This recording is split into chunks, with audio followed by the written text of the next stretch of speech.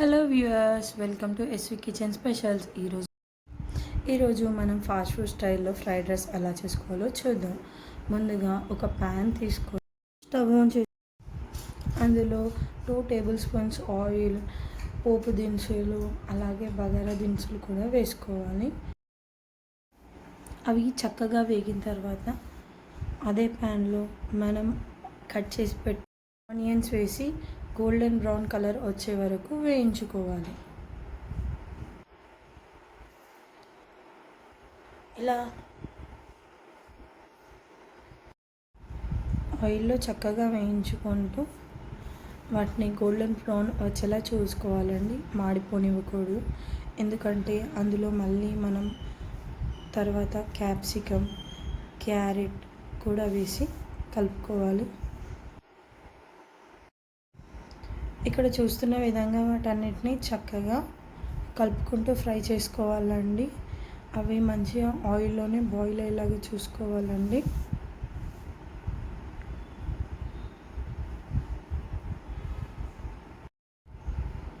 ఇప్పుడు అదే ప్యాన్లో కొత్తిమీర, పుదీనా, అలాగే గ్రీన్ ఆనియన్స్ వేసుకోవాలండి. అవి మనకు మంచి టేస్ట్తో పాటు అరోమాని కూడా ఇస్తాయండి. వాటన్నిటిని మనం చక్కగా కలుపుకోవాలి.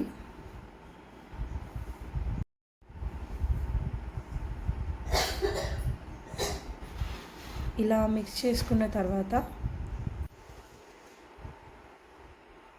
వాటిని ఒక 2 మినిట్స్ పాటు కుక్ అవ్వనివ్వాలండి.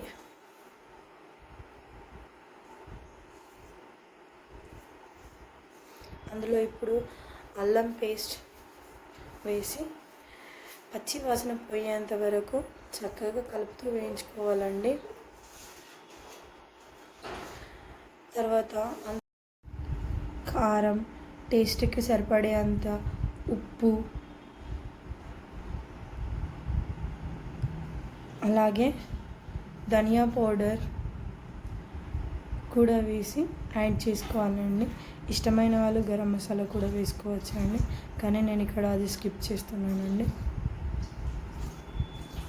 ఇలా చక్కగా కలుపుకొని ఆ వెజిటేబుల్స్ అన్నిటికీ పట్టేలాగా చూసుకోవాలండి.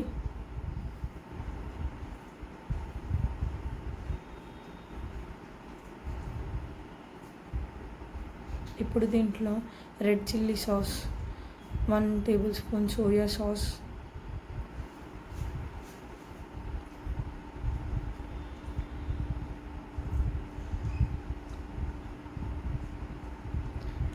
అలాగే 1 టేబుల్ స్పూన్ వెనిగర్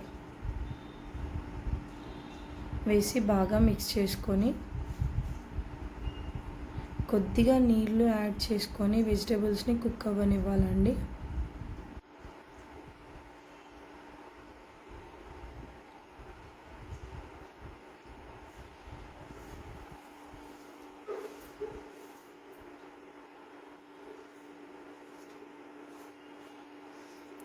ఇప్పుడు వీటన్నిటిని మూత పెట్టుకొని ఒక 2 to 5 మినిట్స్ వరకు మగ్గనివ్వాలండి. మంట సిమ్లో పెట్టుకోవాలి. 2 మినిట్స్ తర్వాత మూత తీసి చూస్తే మన వెజిటేబుల్స్ చక్కగా కుక్ అయ్యాయండి. ఇప్పుడు మనం ముందుగా ఉడికించుకున్న అన్నం, లేకపోతే పొద్దుటి అన్నం మిగిలిపోయి ఉన్నా కూడా వాటిని చక్కగా అందులో వేసి మంచిగా దానిపైన కొద్దిగా సాల్ట్ కూడా యాడ్ చేసుకొని కలుపుకోవాలండి.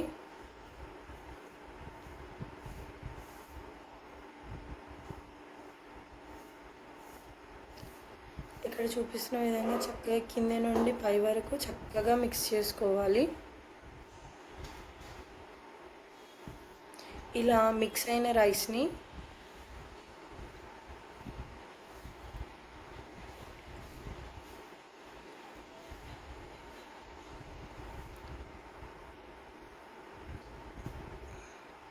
ఒక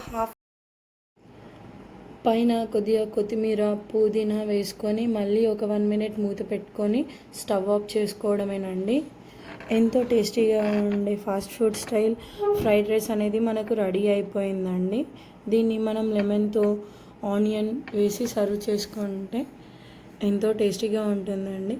ఇది పిల్లలు కూడా చాలా ఇష్టంగా తింటారండి.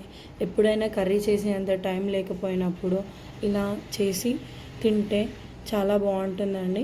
తప్పకుండా ట్రై చేయండి. ట్రై చేసి రెసిపీ ఎలా వచ్చిందో కింద కామెంట్ సెక్షన్లో చెప్పండి. Thank you. అలాగే ఈ రెసిపీ కనుక మీకు నచ్చినట్టయితే నా ఛానల్ని లైక్, సబ్స్క్రైబ్ మరియు షేర్ చేయండి.